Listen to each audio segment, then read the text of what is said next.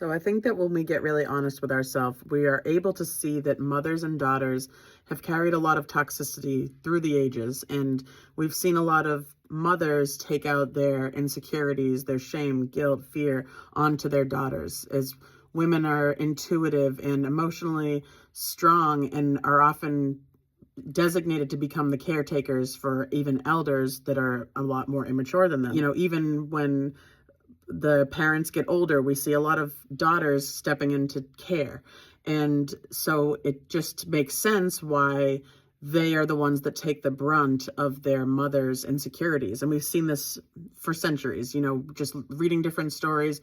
And something that I have found that I would not have been willing to do a couple of years ago, but I've really come into this willingness where I am allowing myself to be so vulnerable and raw and really step way outside of my toxic ego and to let my heart lead. And in this space, I know that my mom is, if she's feeling insecure, if she's feeling triggered, then she's going to want to trigger me by either calling me into wounded and like self-pity energy, or where I fight back. That's what most people are doing when they're trying to get you down onto their level, because even just your being might trigger them. If you're an emotionally aware, emotionally secure woman, then it makes sense that your mother is going to want to try to trigger you because she doesn't want to see you being that confident.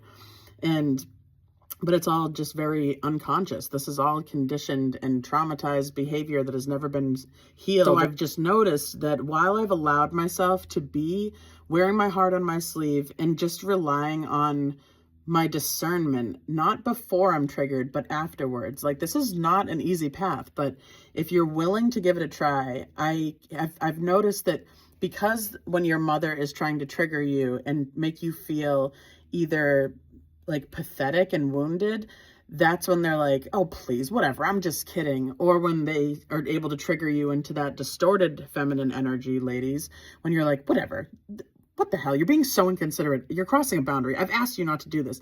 When we go into that, then they get to go, oh, whatever. They are desperate to fight with you. But if we come into a healthy center and are willing to be this vulnerable, where they can initially hurt us and get us to flinch and trigger, but we're willing to allow this to happen, this is where we can then allow our discernment to come in. And I asked ChatGPT some examples of sentences that you could give with grace, not to cause a big thing, not to cause any problems, but to get out of the situation.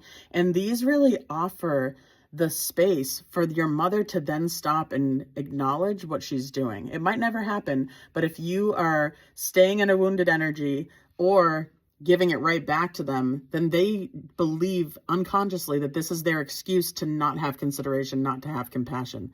And I'm not talking about being manipulative. I'm talking about being so organically authentic, genuine, and raw, which is, I understand that our egos don't want us to do that.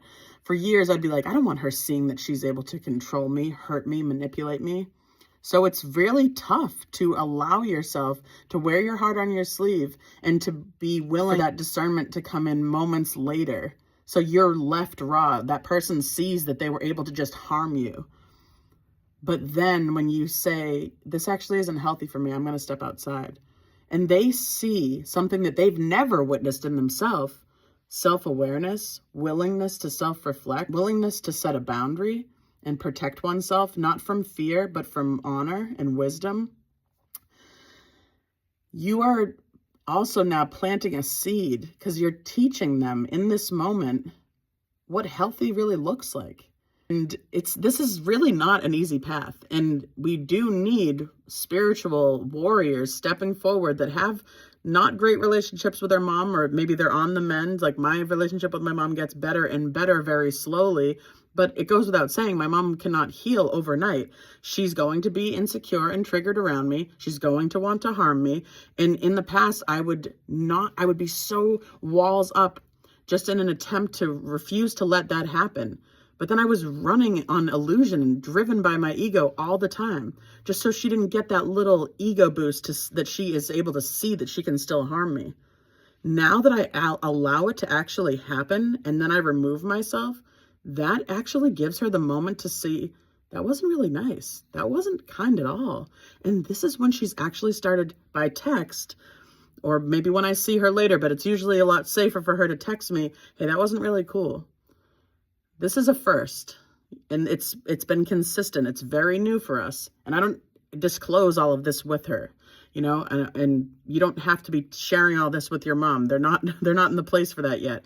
But just by me taking accountability for myself and having willingness to be riding from my truth and my heart, and not to be running off of my ego and in fear and trying to prevent being triggered at all, it keeps me stunted.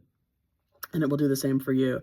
And I just really invite you, if you're open to it, to allow yourself to be your heart on your sleeve, to be that open, that you are willing to let someone see that they're able to hurt you, but then that you're also willing to let them see how you repair that with yourself, how you remove yourself from situations to protect yourself with honor and respect. And this has been a huge initiation for me. It's very new and it's not easy. It can be very painful, but I'm allowing myself to pause, protect myself, acknowledge she is coming from a wound right now. Her heart doesn't want me to feel hurt today, but in this moment, she wants to trigger me because that's what bullies do, right?